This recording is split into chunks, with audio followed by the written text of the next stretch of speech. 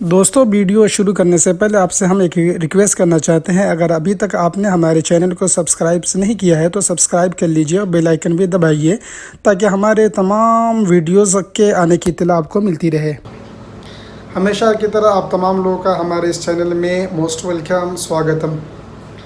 आज मैं जिस टॉपिक के विषय में आप लोगों से मैं बात करना चाह रहा हूँ वो डायबिटीज़ है। डायबिटीज़ के बारे में आपको मालूम है कि ये दुनिया के अंदर बहुत तेज़ी से बढ़ने वाली बीमारी है।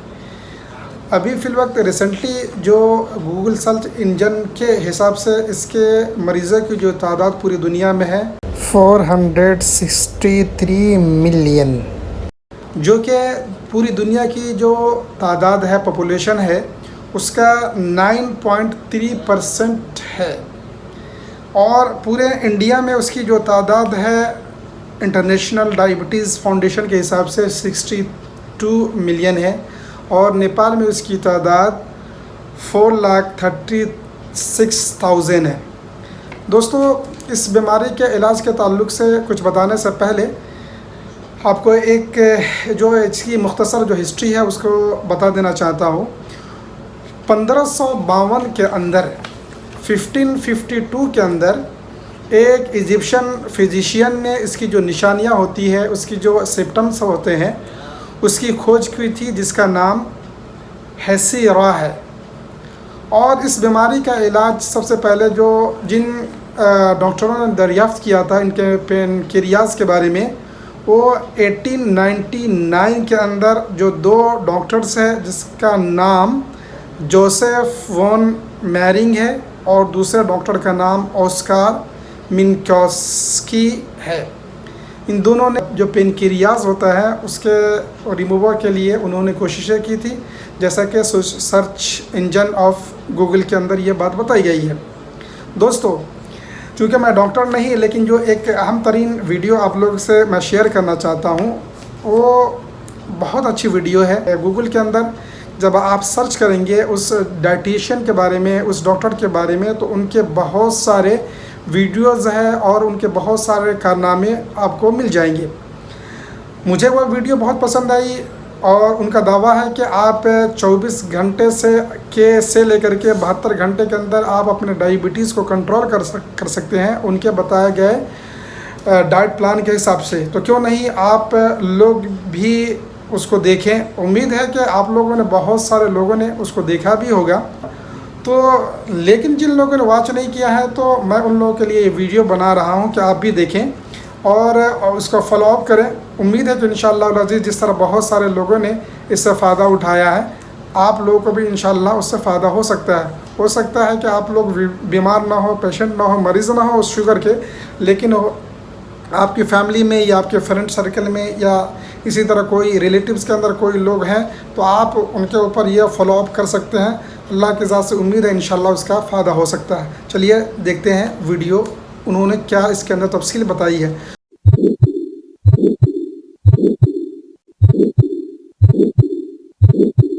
अभी जो आवाज़ आप सुन रहे थे, ये थी दिल की आवाज़, एक हार्ट पेशेंट की दिल की आवाज़। एक ऐसा पेशेंट जो 10 सालों से हाइपरटेंशन की गोलियों पे है, 20 सालों से डायबिटीज़ की दवाइयों पे है और कुछ समय से इंसुलिन पे। ऐसे पेशेंट की हार्ट की आवाज़, heart sound, you can call it abnormal heart sound. अब नॉर्मल हार्ट साउंड क्या होता है, एबनॉर्मल हार्ट साउंड क्या होता है, दोनों के बीच का फ़र्क क्या होता है? दोनों के बीच का फ़र्क अगर आपको पता चल जाए तो आपको क्लू मिल जाएगा how to come out of heart disease, how to come out of hypertension और हाउ टू क्योर डायबिटीज़। ये समझने के लिए आपको नॉर्मल हार्ट साउंड को एक बार समझना होगा। नॉर्मल हार्ट साउंड आपको सुनाने के लिए मैं यूज़ करूँगा, ये है डिजिटल स्टेथोस्कोप। और यानी कि ये स्टेथोस्कोप के थ्रू मैं इस स्टेथोस्कोप को डिजिटली ब्लूटूथ के माध्यम से लैपटॉप से कनेक्ट कर रहा हूँ। और यानी कि इसमें जो आवाज़ आएगी वो आपको भी इस वक्त साथ ही साथ सुनाई देगी। मेरे दिल की धड़कन,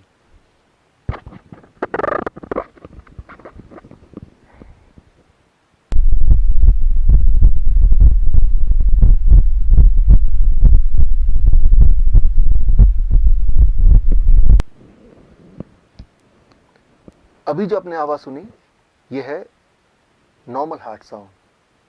वो जो आवाज़ थी वो थी एबनॉर्मल हार्ट साउंड। ये जो नॉर्मल हार्ट साउंड है, इसमें आपने ध्यान दिया होगा तो आपने सुना होगा लब डब लब डब लब डब। वो जो हार्ट साउंड था उसमें भी था लब डब लब डब लब डब, लेकिन साथ में एक घिसने की आवाज़, एक रगड़ने की आवाज़। कैसे?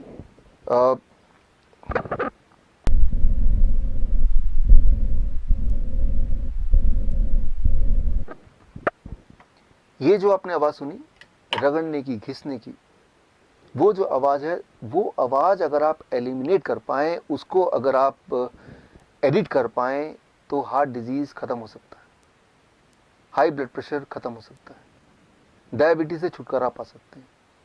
लेकिन ये कैसे करें, उसको समझने के लिए आपको एक सवाल का जवाब अंडरस्टैंड करना होगा। सवाल ये लब डब की आवाज़ आती कैसे है, ये आती कहाँ से है? एक्चुअली हमारे बॉडी में वॉल्व्स हैं, वो वॉल्व जब खुलते बंद होते हैं तो उसकी आवाज़ है। एक सवाल मेरा आपसे, हमारे बॉडी में कितने वॉल्व्स हैं? अगर आप किसी भी डॉक्टर से पूछेंगे तो बोलेंगे 4 वॉल्व्स। हाँ, 4 वॉल्व हार्ट में हैं, लेकिन पूरे बॉडी में कितने हैं?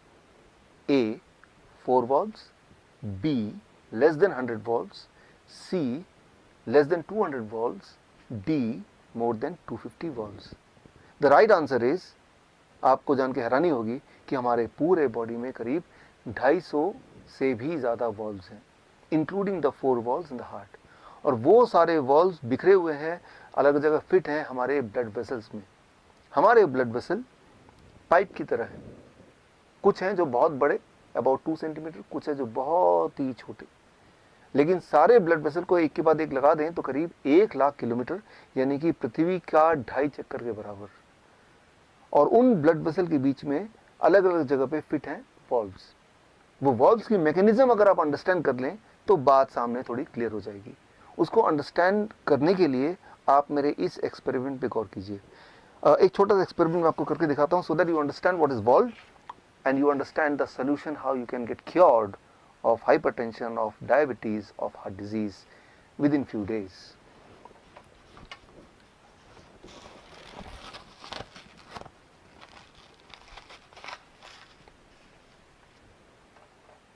अब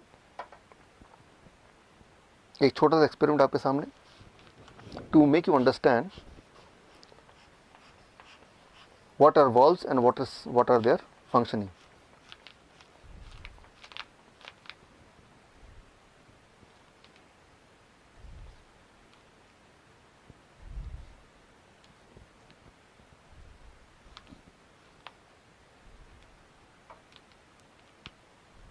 अब आप ध्यान देखेंगे तो आप देखेंगे यहाँ पे ये है ब्लड वेसल, और इसी तरह से पूरे बॉडी में ब्लड वेसल फैले हुए हैं। अब मैं अपने एक फिंगर से ब्लड वेसल के यहाँ पे मैं इसको अगर मैं ज़ोर से दबाऊँ तो ये ब्लड वेसल्स के ब्लड के फ्लो को मैं रोक रहा हूँ, और जो ब्लड इसमें भरा हुआ है उसको मैं अपने थंब से पुश कर रहा हूँ। मैंने इसको पुश कर दिया। अब पुश करने के बाद अगर मैं थंब हटा लेता हूँ तो ये ब्लड वापस नहीं आया। ये ब्लड वापस क्यों नहीं आया? क्योंकि यहाँ पे एक वॉल्व है, वो वॉल्व रोक रहा है ब्लड को वापस आने से। इसका मतलब वो वॉल्व अपना काम ठीक से कर रहा है। सो अब मैंने यहाँ से ये हटा दिया। अब धीरे धीरे ब्लड यहाँ से दोबारा, आप देखेंगे दोबारा से ये फ्लो होने लगा। This is called a normal functioning of valve. लेकिन कुछ पेशेंट्स में, कुछ केसेस में वॉल्व अपना काम ठीक से नहीं करती, यानी कि वॉल्व ब्लड को अपोजिट डायरेक्शन में फ्लो करने से रोक नहीं पाती ठीक से, जिसे कहते हैं वॉल्व रीगर्जिटेशन। और ऐसे में आती है सारी परेशानियां। इसको ज़रा समझें। हमारा जो ब्लड वेसल है उसमें ब्लड फ्लो होता है, जिसके माध्यम से ऑक्सीजन फ्लो होता है, जिसमें शुगर फ्लो होता है, कोलेस्ट्रॉल फ्लो होता है, कैल्शियम फ्लो होता है, मिनरल्स एंड विटामिन फ्लो होते हैं, वेस्ट मटेरियल फ्लो होते हैं, इम्यूनिटी फ्लो होती है, पूरे हमारे बॉडी का ट्रांसपोर्टेशन सिस्टम। और कुछ लोगों के केस में उस ट्रांसपोर्टेशन सिस्टम में, यानी कि ब्लड वेसल में, कहीं कहीं गड्ढे होने लगते हैं, और जिसकी वजह से शुगर का फ्लो ब्लड में ठीक से नहीं हो पाता, शुगर ब्लड में ही ठहरा रहता है। और तब अगर वो ब्लड आप लेते हैं, ग्लूकोमीटर में डालते हैं, तो हाई ब्लड शुगर दिखाता है। या फिर कुछ केसेस में वो गड्ढों में कोलेस्ट्रॉल जम जाते हैं, कैल्शियम जम जाता है, जो ब्लॉकेज बन जाता है, और ब्लॉकेज बनने से ये जो ब्लड वेसल की जो डायमीटर है वो थोड़ा कम हो जाता है। Less diameter means more pressure, high blood pressure, और आप हाई ब्लड प्रेशर की दवाइयाँ लेते हैं, वो दवाइयाँ इन गड्ढों को ठीक नहीं करता, उन ब्लॉकेज को नहीं छेड़ता।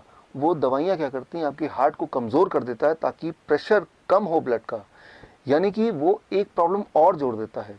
वो ब्लॉकेज को तो ठीक करता ही नहीं है, ऊपर से आपके हार्ट को कमज़ोर कर देता है। सिमिलरली ब्लड शुगर की जो दवाइयाँ आप लेते हैं वो क्या करता है, शुगर को ब्लड से निकाल के कहीं और छुपा देता है, हार्ट में छुपा देता है, किडनी में डाल देता है, आंखों के पीछे छुपा देता है, और जहाँ भी वो छुपाता है वो वाला ऑर्गन धीरे धीरे सड़ने लगता है। इसीलिए वो पेशेंट जो हाई ब्लड शुगर के पेशेंट हैं, जो डायबिटीज़ की गोलियाँ कई कई साल तक लेते हैं, वो अंधे हो जाते हैं, उनका हार्ट काम करना बंद कर देता है, उनका किडनी फेल होने लगता है, उनके एम्पुटेशन होना मजबूरी हो जाती है, क्योंकि वो पार्ट सड़ जाता है, सड़ने लगता है। यूँ मानो कि आपका घर है और आप झाड़ू लगा रहे हैं, और जो कचरा है वो डस्टबिन में ना डाल के, उसको बाहर ना फेंक के, आपने उसको बेड के नीचे छुपा दिया, आपने उसको अलमीरा के अंदर छुपा दिया।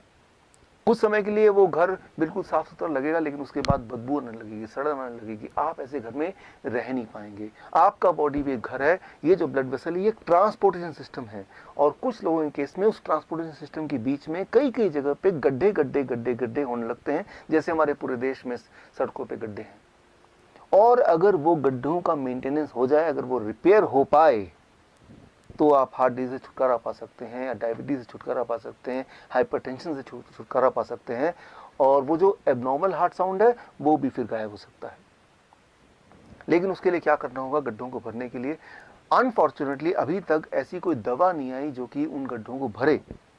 लेकिन हाँ, कुदरत ने आपके बॉडी में एक ऐसी ताकत दी है जिससे आपका बॉडी खुद ही एक तरह का गैस प्रोड्यूस करता है, जिसे आप बोलते हैं नाइट्रिक ऑक्साइड। और वो गैस जब एक लेवल से ज़्यादा प्रोड्यूस होने लगता है तो वो ब्लड वेसल की मेंटेनेंस करने लगता है। So that is Nobel prize winning science 1998।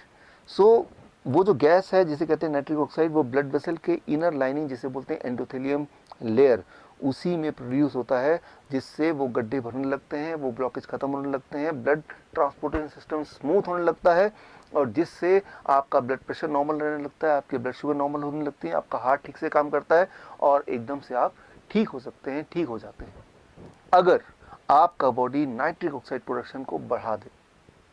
अब सवाल यह है कि हम क्या करें कि हमारी बॉडी का नाइट्रिक ऑक्साइड प्रोडक्शन बढ़ जाए। उसके लिए I have to refer the China study, the biggest ever study of human nutrition disease. Human nutrition disease के बीच का जो कनेक्शन है, उसका सबसे बड़ा जो स्टडी है, जिसे बोलते हैं चाइना स्टडी, जो 2005 में रिलीज़ हुई थी। उस स्टडी के अनुसार कोई भी इंसान अगर whole plant food in its natural state में अगर खाने लगे, तो कुछ एक दिनों में ये जो लाइफस्टाइल डिजीज़ है उससे वो आज़ादी पा सकता है। लेकिन इसको मैं आपको समझाता हूँ 3 सिंपल स्टेप में, how to implement the China study recommendation in your life in 3 step, so that you can be free of lifestyle disease including hypertension, including diabetes, including heart disease within few days.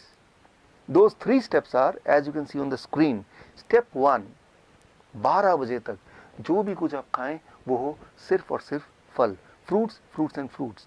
कोई भी 3-4 तरह के फल, वो मीठा हो, खट्टा हो, कैसा ही फल, वो केला हो सकता है, आम हो सकता है, चीकू हो सकता है, अमरूद हो सकता है, जो भी फल आपको पसंद हो, 3 से 4 तरह का फल जो अवेलेबल हो लें, और वो एज ए ब्रेकफास्ट खाएं। कितनी quantity, it depends on your body weight. Let's say my body weight is 70 kg, into 10, 700 grams or more of 4 kind of fruits, 3 to 4 kinds of fruits of your choice। एक बार में खाएं, 2 बार में खाएं, 4 बार में खाएं, 12 बजे तक आपको खाना है सिर्फ और सिर्फ फल और फल। जितना ज़्यादा खाएंगे उतना अच्छा रहेगा, राइट। नो रोटी, नो चपाती, नो चाय, नो ब्रेड, नो बिस्किट, सिर्फ और सिर्फ फल और फल, भरपूर खाना है। अब लंच, जब भी आप लंच में बैठें 2 प्लेट लेके बैठें, प्लेट 1 एंड प्लेट 2। प्लेट 1 में 4 तरह के ऐसे वेजिटेबल जो आप कच्चा खा सकें, जैसे टमाटर, मूली, गाजर, ककड़ी, सो ये इस तरह के, या खीरा, इस तरह के सब्जियां आप लें, 4 जो कच्चा खा सकें, और जो कच्चा नहीं खा पा रहे हैं क्योंकि उनके दांत कमज़ोर हैं तो वो थोड़ा स्टीम कर सकते हैं।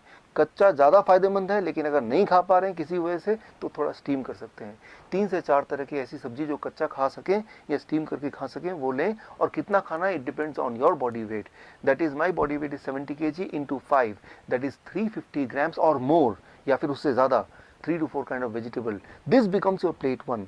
पहले आपको प्लेट 1 इतना खाना है, और इतना खाने के बाद अब प्लेट 2। प्लेट 2 में आपके घर का बना हुआ रोटी, सब्जी, दाल, चावल, vegetarian food with less oil and less salt. कितना खाना है, जितने में आपका पेट भर जाए। आपको लग रहा होगा कि इतना सारा प्लेट 1 यानी कि रॉ वेजिटेबल खाने के बाद क्या मैं प्लेट 2 खा पाऊंगा?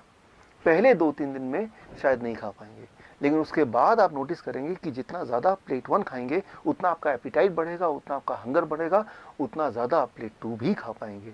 यानी कि आपकी जो बॉडी की मेटाबॉलिज्म है वो रेट बढ़ जाएगी, आपके जो खाने की कैपेसिटी वो बढ़ जाएगी, और आपका जो एनर्जी लेवल है वो भी बढ़ जाएगा। सो मैं आपको कोई चीज़ मिस नहीं करने बोल रहा हूँ, मैं सिर्फ ये बोल रहा हूँ कि आपके एक्चुअल लंच से पहले प्लेट 1 यानी कि रॉ वेजिटेबल वो भी एक पर्टिकुलर मात्रा या उससे ज़्यादा अकॉर्डिंग टू द फॉर्मूला, जैसे मैंने बताया आपका बॉडी वेट इंटू 5। ये है आपका लंच। डिनर का सिर्फ 2 रूल हैं। पहला रूल कि डिनर हमेशा 7 बजे से पहले फिनिश करने की कोशिश कीजिए, और दूसरा रूल डिनर में भी आपको वही करना है जो मैंने आपको लंच में बताया, वो है plate 1 end plate 2। Plate 1, 3 to 4 kind of vegetable in raw form, about your body weight into 5, that many grams, and then you can eat vegetarian meal with less salt and less oil as much as you want, right? So ये तीनों step, breakfast, lunch and dinner, right? So ये तीनों main मील जो step 1 है breakfast, step 2 lunch and dinner में आपको ये करना है। अब final step that is step 3, क्या नहीं करना है। सिर्फ 2 ही चीज़ मैं छोड़ने बोलता हूँ, एक है नो एनिमल फूड। कोई भी ऐसा फूड जो एनिमल से आता हो उसको आपको नहीं लेना है, जैसे दूध, दही, मक्खन या लस्सी या अंडा या चिकन या फिश, इनको आपको नहीं लेना है, बिल्कुल ज़ीरो कर देना है। एंड नंबर 2, कोई भी ऐसा चीज़ जो पैक्ड फॉर्म में हो या रिफाइंड फॉर्म में हो या डब्बे में हो, जैसे बिस्किट या ब्रेड या रस्क या नमकीन, इन चीज़ों को आपको नहीं लेना है। ये सिर्फ 2 चीज़ छोड़नी है। और हाँ, एक चीज़ और जोड़ लीजिए, रोज़ अपने बॉडी को करीब 40 मिनट सनशाइन दिखाइए। 30 से 40 minute you expose your body to sunshine, that becomes your step 3। If you follow these 3 steps, अगर आप ये 3 स्टेप्स आप फॉलो करते हैं, so within the first 3 days your blood sugar will start coming to normal, यानी कि you will be force to stop the medication, you will be force to taper the insulin. अगर आपने insulin कम नहीं किया या ख़त्म नहीं किया, so you may land up in hypoglycemic state, and that itself is very dangerous. Within the first 7 days your blood pressure will start reducing, आपका blood pressure कम होने लगेगा 7 दिन के अंदर, यानी कि आपको ब्लड प्रेशर की दवाइयाँ छोड़ना पड़ेगा, आपकी मजबूरी हो जाएगी छोड़ना। विद इन 1 month आपका एंजाइना यानी कि चेस्ट में जो पेन है वो ख़त्म होने लगेगा, ऑलमोस्ट ख़त्म हो जाएगा 1 महीने के अंदर। आप जब चढ़ेंगे 3 मंजिला भी तो आप हाफेंगे नहीं। पहले 3 बार रुकना पड़ता था, तो आपको 1 बार भी रुकना नहीं पड़ेगा। और हाँ, वो जो हार्ट साउंड था, एबनॉर्मल हार्ट साउंड, वो घिसटने वाली साउंड, वो भी अब नहीं आएगी। वो भी अगर आप स्टेथोस्कोप से सुनेंगे वो भी नहीं होगा, वो गायब हो जाएगा। सो that will happen within the first 1 month. Your angina will go, your heart disease will go, that abnormal heart sound will also vanish, right? So that you can expect within 1 month. Within 2 months your thyroid will become normal, यानी कि thyroid की दवा आपको छोड़ना पड़ेगा या उसको taper down करना पड़ेगा। और अगर आपने ऐसा नहीं किया तो हाइपोथायराइड का हाइपरथायराइड भी हो सकता है, जो कि अगेन एक बहुत बड़ी प्रॉब्लम है। And with in the first 3 months आपका बॉडी वेट नॉर्मल रेट में आ जाएगा, यानी कि normal BMI in a healthy weight category में आ जाएगा। And this all will happen with in the first 3 months of following this diet in these 3 steps. कई बार मेरे पास patient आते हैं, वो बोलते हैं डॉक्टर साहब मैंने आपकी रिकमेंडेशन को फॉलो किया और 3 महीने के अंदर मेरा ब्लड शुगर, मेरा ब्लड प्रेशर, मेरी हार्ट डिजीज़, बॉडी वेट हर एक में फ़ायदा हो गया, अब मुझे इस डाइट पे कब तक रहना है। मैं उनको एक ही उदाहरण देता हूँ, और वो उदाहरण ये कि मान लो कोई आदमी आपके पास आता है पूरी तरह से कीचड़ से लथपथ, आपको बोलता है कि मुझे साफ़ होना है, मुझे क्या करना है। आप बोलेंगे जाइए जाके नहा लीजिए। वो नहा के साफ़ सुथरा होकर आता है, बोलता है कि मुझे कब तक नहाना है। अरे भाई, जब तक आपको साफ रहना है, यानी कि जीवन में हर दिन। सिमिलरली आपका जो ब्लड वेसल है वो रोज़ ही टॉक्सिन उसमें भर जाते हैं, जम जाते हैं, और रोज़ ही उसकी मेंटेनेंस होने की आवश्यकता होती है। यानी कि रोज़ ही आपके बॉडी में नाइट्रिक ऑक्साइड का एनफ मात्रा में प्रोडक्शन होना बहुत आवश्यक है, और वो तभी हो सकता है जब ये डाइट आप लगभग रोज़ फॉलो करें।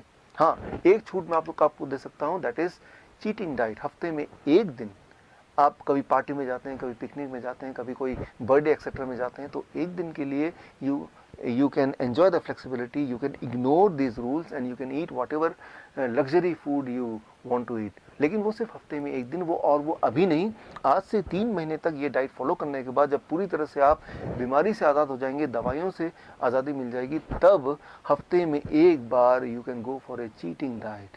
यानी कि मैं ये बोलना चाह रहा हूँ कि you are enjoying the social celebration also and you are enjoying the good health also. ये डाइट अगर आप फॉलो करेंगे तो आप बीमार पड़ नहीं सकते, और जो बीमार हैं वो बीमार रह नहीं सकते। This is doctor Vishwaroop Roy Chaudhary. All the best. Jai Hind. Thank you.